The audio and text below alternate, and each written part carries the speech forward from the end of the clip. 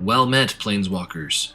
This is Necromancer Tovros Pazan with the iPad BoardGames.org review of Magic the Gathering 2015. Magic the Gathering is becoming the nerd version of Madden, a game that is updated once a year with a new roster, selection of cards in this case, and iterative changes to the gameplay. The latest and greatest is now upon us. Does it shake the planes, or get lost in the shuffle? On the off chance that you still don't know how to play Magic, despite our review of the original and 2014 versions, here's the game in a nutshell. You, a mystical planeswalker, possess a deck, a library, of cards, spells and creatures. You are locked in a constant struggle with all other planeswalkers, since as in Highlander, there can be only one. Each turn, you can play up to one land. You may then tap each land you have in play to generate mana of its corresponding color. Mana, in turn, is used to either cast spells or summon creatures. Once per turn, you can send your creatures to attack your opponent. Your opponent, in turn, can block with any creatures they may happen to control. Between your spells and creature attacks, you must whittle down your opponent's initial 20 life points. Last wizard standing wins.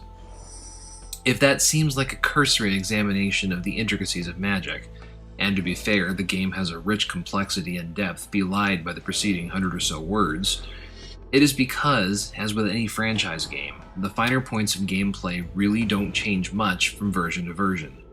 The main differences lie in two factors: what cards are available, and what options the application embraces.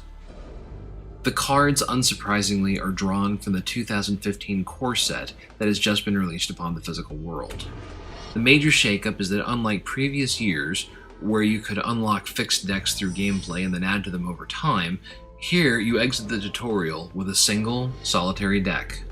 Subsequent victories will give you boosters. The first few will contain 1 to 5 cards each, the rest will be standard 15-card packs, and as you slowly amass cards, you can build exactly the decks you want, confines of your resources to hand, at any rate. While this provides a much closer simulation of the core Magic gameplay than previous iterations, it does so at a sacrifice to the balance those forebears had taken for the casual player. It will take many, many games before you amass enough cards to build a successful second deck. Unless, of course, you use in-app purchase. Previous years' campaigns would divide the single-player experience between encounters, non-random contests against stacked decks, and opponents. Defeating the latter would unlock their deck.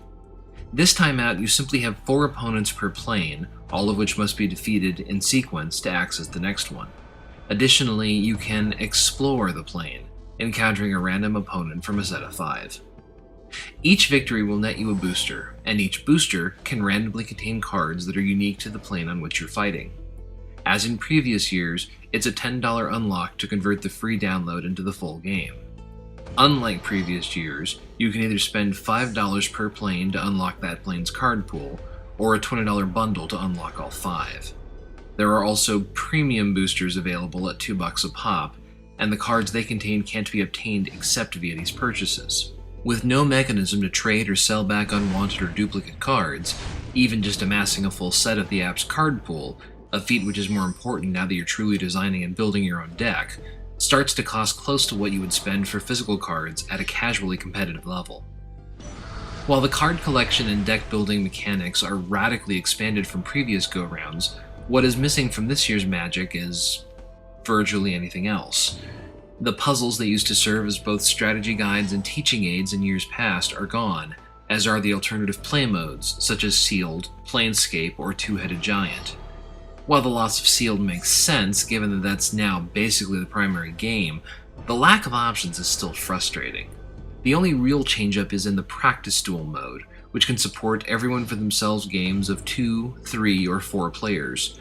Note that any decks you create are fair game here, along with a dozen or so that come as pre-built options for your own starter.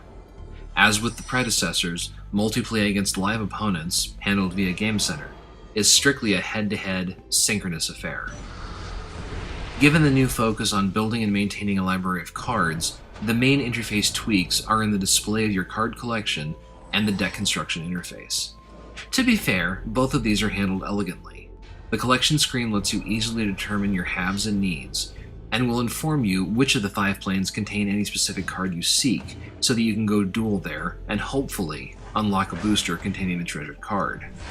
The deck builder itself has added a number of filters and has the ability to suggest cards based on your filter choices, or to autocomplete your deck based on what you've already selected. This allows even a novice to rapidly construct an effective deck from whatever cards they've amassed, but last year's interactive checker, rating the strength of your deck as you build, is gone. This seems a particularly keen loss, as the interactive strength checker would provide instant feedback about your choices and thus served as an excellent learning tool. With puzzles and strength suggestions both gone, the only real teaching tool we're left with is the tutorial.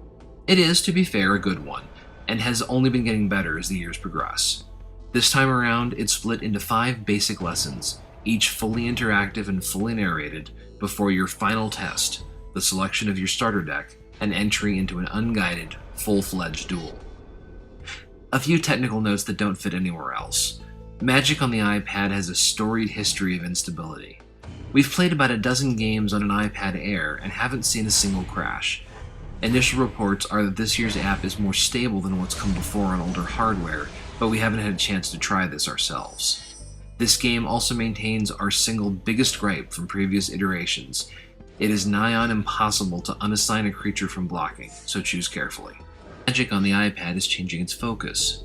This series, collectively known as Duels of the Planeswalkers, always served as more of an introduction to Magic, perfect for whetting the appetites of noobs or providing a casual quickie for the hardcore. The PC-based Magic Online, meanwhile, served as the full battleground. Call it the master's degree to this game's bachelors. While the new mode streamlines play and deck construction, it does so with the expectation that the player is already somewhat familiar with the finer points, and has no interest in the more balanced compromises seen in years past.